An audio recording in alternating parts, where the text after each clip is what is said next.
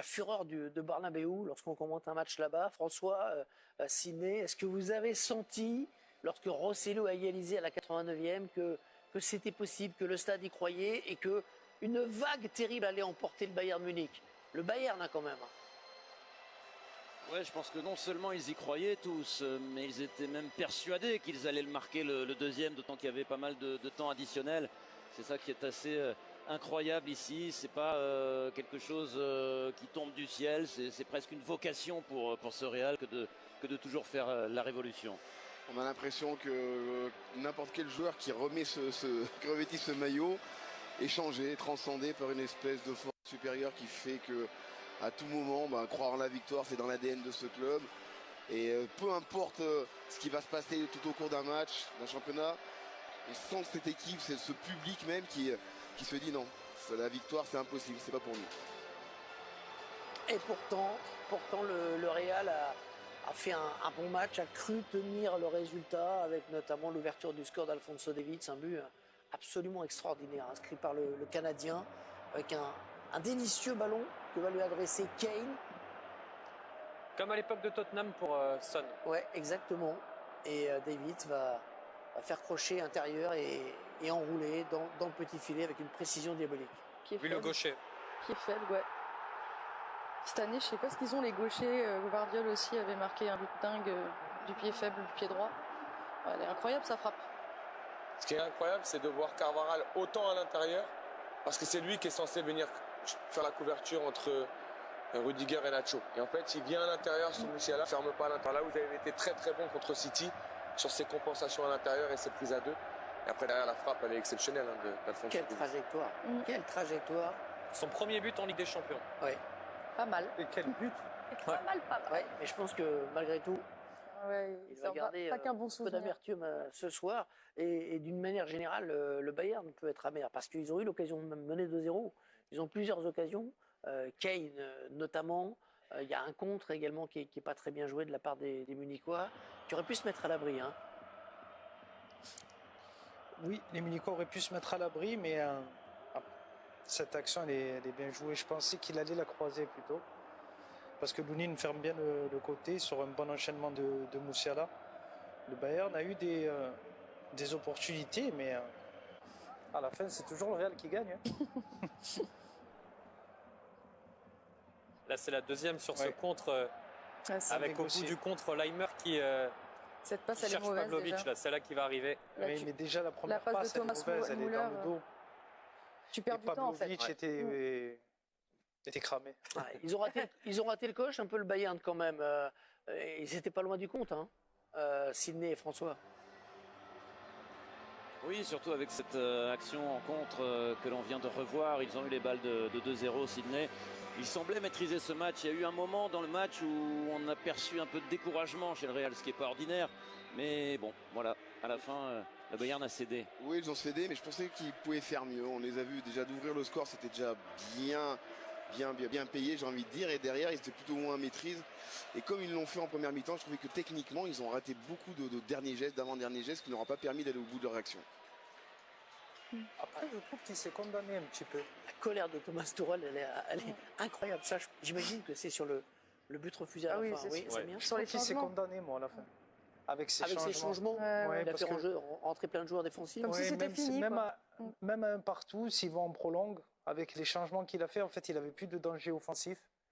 Et si tu n'as plus la possibilité de les prendre en compte au Real Madrid, eh ben, en fait, tu acceptes le fait que ce soit une attaque-défense et à un moment donné, ça va finir par rompre. Fernand Mendy, international français, est en direct avec Philippe Carriot. Allez-y, Philippe. Il est là, il arrive, Ferland. Mais quel truc de fou, encore une fois. Ouais, encore une fois, c'est vrai. Après, je sais pas comment l'expliquer, mais on a tout donné. On a essayé de mettre un but directement et on a remarqué derrière. Donc, on est très content, on est satisfait de la victoire. Ça fait tellement de fois que ça se produit qu'il y a quelque chose de paranormal. C'est quoi le secret, l'explication? Mais d'où ça vient? Non, honnêtement, c'est le mental. C'est dans la tête. Je trouve qu'on est très soudés. Et après, on essaie de jouer ensemble, de se donner ensemble à fond. Et au final, ça paye. Après, j'entends beaucoup que c'est de la chance, mais autant de fois, je pense pas que ça aura autant de chance que ça. Est-ce que c'est un scénario encore plus beau. Est-ce que c'est la plus belle de toutes vos folies? Bah honnêtement, non, celle contre City, je pense que c'est pire. Après, celle-là aussi, elle est bonne aussi, elle est bonne à prendre aussi. Et ce qui va être bien aussi, ça serait éventuellement la 15e, comme on l'appelle ici. Oui, la 15e, après on va en finale, on va tout faire pour gagner le match et voilà. Vous vous rendez compte des moments que vous vivez là, dans ce club? C'est quoi ce club? Non, honnêtement, je ne m'en rends pas compte sur le moment même. Je pense que demain, on va s'en rendre compte en parlant. Mais après, c'est ça, c'est la force du club. Les supporters, ils ont été là, ils nous ont accompagnés tout le match. Même quand on perdait, ils nous poussaient encore. Et c'est ça qui nous a fait revenir au score et gagner le match. Bravo et surtout, merci. Merci à vous aussi. Au revoir. Le sourire de Ferland Mendy qui a une carte à jouer pour l'Euro avec l'équipe de France, avec les blessures de Lucas Hernandez. Et Stéphane, l'adjoint de Didier Deschamps, était ce soir à Bernabéu. Voyons les buts de Rosselló. Le deuxième pour commencer. On va faire dans le désordre parce que celui qui est décisif, c'est celui-ci, marqué à la 93e minute, c'est ça? Non, c'est 91. 91e. Incroyable. Ce décalage. Rudiger qui centre. Il met un bon centre. Hein. Un bon C'est un centre. vrai numéro 9. Bien tendu. Et il y a un vrai geste de buteur. Non, mais effectivement, c'est là, surtout ça que l'action, c'est les deux centraux. Hein. Nacho qui garde bien le ballon dans la surface, qui prend le temps, qui a la lucidité de trouver cette passe. Et le centre mauvais pied de Rudiger, il est magnifique. Tendu. Hein. Ouais. Rien à dire. But qui a été refusé dans un premier temps avant d'être accordé par la VAR car il n'y avait pas de hors-jeu. La joie différée des joueurs du Real Madrid qui donc remporte ce match avec ce but. On va foncer juste voir Philippe Carayon après ce dernier ralenti. Ah ben non, on ira voir tout à l'heure Philippe Carayon. Alphonso Davies va être avec lui dans un instant. Ça, c'est le but numéro 2. C'est celui de la victoire marqué avec le genou par Rosselló. C'est ce qu'on demande à un buteur. C'est ce qu'on aurait aimé que Gonzalo Ramos fasse hier avec la rotule, qui puisse mettre le ballon. Je pense notamment à l'occasion quand Zaïre Emery la met sur le poteau en début de seconde période. L'égalisation maintenant de Rosselló, 88e, on va la voir également. On n'y croyait plus trop non plus à ce moment-là. Et puis il va y avoir cette erreur de Neuer qui a fait un énorme match et qui va relâcher ce ballon. Comme vous le signalez, Habib, Rosselló, c'est un prédateur. Mais c'est quand même Vinicius aussi qui prend cette initiative. Il y a Ferland Mendy qui fait une fausse piste en dédoublant. Je pense que ça permet à... Double erreur de Neuer. Vinicius. Mauvaise relance d'abord. Oui, Mauvaise relance dans un premier temps. Et puis après, effectivement, cette erreur de main. Mais Après, le rebond, il n'est pas évident aussi. Il met une frappe pas facile, effectivement. Certes, mais bon. Mais bon, après tout ce qu'il a fait, tous les arrêts qu'il a fait avant, c'est vrai qu'on se dit que celle-là, il pouvait faire Buffon mieux. l'a fait avec le PSG aussi, Ah comme là quoi là. les bons gardiens peuvent faire des erreurs. Ouais. Alors il faut qu'on vous raconte quand même d'où vient ce Rosselló, qui a une particularité, c'est qu'il est né en Allemagne quand même. Il est né à Stuttgart, il a grandi petit enfant en Allemagne avant de retourner dans le pays de ses parents.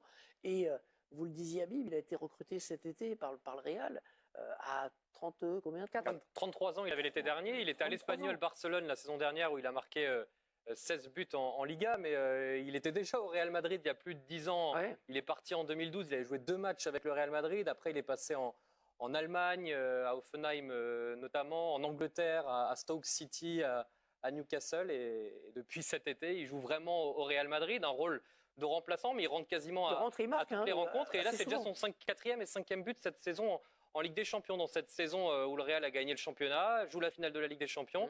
Il a quand même eu un rôle à jouer derrière Vinicius, Rodrigo, Bellingham et tous il a les autres. 34 ans, la plus grosse émotion de sa carrière. c'est un sans grade aujourd'hui qui a fait un joueur d'appoint, mais non, mais je veux dire par rapport aux autres. Il a des références quand même dans le Des références, enfin ça reste un joueur de complément dans l'effectif. Ils ont le talent de mettre des joueurs dans le vestiaire du Real qui ne posent pas de problème et qui savent exactement quelle est leur mission. Parce qu'il faut le dire, Rosselló, il sait très bien qu'il va jouer 5-6 matchs de championnat titulaire. Ensuite, il va jouer sûrement 34 matchs où il va rentrer. Et en Ligue des Champions, il aura des bouts de match. Mais ces joueurs-là savent exactement ce qu'ils ont à faire. Je voudrais qu'on voit les arrêts de Neuer pour rappeler que c'est pas non plus un hold-up. Le Real a quand même eu plein d'occasions, s'est créé les meilleures occasions dans ce match. Il aurait pu se mettre à l'abri plus tôt sans un super Neuer avant qu'il ne craque. Oui, il a été vraiment fantastique et contrairement à pas mal de scénarios qu'on a vus dans le passé avec le Real qui a été dominé et qui gagne un peu en courbant les chines et en marquant une occasion rare. Je trouve que ce soir, au point, ils étaient largement devant au niveau des actions franches, au niveau de même l'intensité qu'ils ont mis dans ce match. Je trouve qu'ils étaient vraiment au-dessus. Et Neuer, heureusement qu'il avait été là, sinon il aurait pu avoir déjà au moins 2-0 à la mi-temps.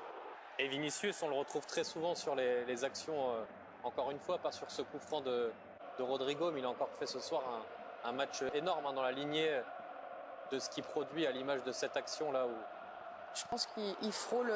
Où Kimmich a passé un moment difficile. Il est dans la lignée de son match face à City, en 8e aussi contre Leipzig. Ce qui est fort, c'est qu'il est seul et qu'il arrive toujours à se sortir des situations, à se créer des occasions, à faire aussi les bons choix dans les 30 derniers mètres. Pour le moment, on manque un petit peu de lucidité avec toutes les courses qu'il fait. Mais lui, franchement, il est passé à un niveau exceptionnel. Carlo Ancelotti va vivre une finale de plus sur le banc. Ça fait combien? 5e? 6e. 6e. 6e finale. Son bilan, 4 victoires, 1 défaite. Mais surtout 21 ans après sa première finale en 2003 avec l'AC Milan. Il dure. Il se renouvelle. Et ce sera une finale inédite, Real Madrid contre le Borussia Dortmund. C'est une confrontation qui a souvent existé en revanche en Ligue des Champions, en poule, en quart de finale. Il y a un grand souvenir d'ailleurs pour les joueurs de Dortmund qui avaient explosé le Real il y a quelques années. 4 buts de Lewandowski, oui, non demi-finale 2013 avec notamment à Dortmund une victoire 4-1 avec un quadruplé de Robert Lewandowski qui avait été exceptionnel ce soir-là. Qui leur avait permis de décrocher le billet pour Wembley. La dernière finale, ouais. Pour la finale en 2013 contre le Bayern. Outsider, le Borussia, fatalement, dans une affiche comme celle-ci. Oui, forcément. Lorsque vous êtes face au Real en finale, on sait ce que ça vaut. On se rappelle du Liverpool et Real Madrid, on se rappelle de toutes ces affiches. À chaque fois, même si vous êtes supérieur dans le jeu, eux, ils ont l'expérience et le poids de l'histoire dont on parle. Je pense qu'ils sont presque destinés à chaque fois à gagner. Là, ils ont le maillot, on y va pour la 15e, mais c'est presque... Mais il y aura un adversaire en face et Dortmund a montré qu'ils ont mérité leur place en finale avec leurs 2 victoires face au Paris Saint-Germain. Et on voit Bellingham qui va retrouver Dortmund en finale, lui qui est parti cet été de Dortmund au Real. Exactement. Gauthier est très fort, il a déjà la win probability pour la finale. Je vais vous surprendre? Ouais, non, pas du tout. C'est le Real, 62%. 62% la cote. Ouais, mais bon, une finale, c'est souvent 50-50 au coup d'envoi. On verra. Quand c'est le Real. Ouais, sauf contre le Real peut-être. Ouais.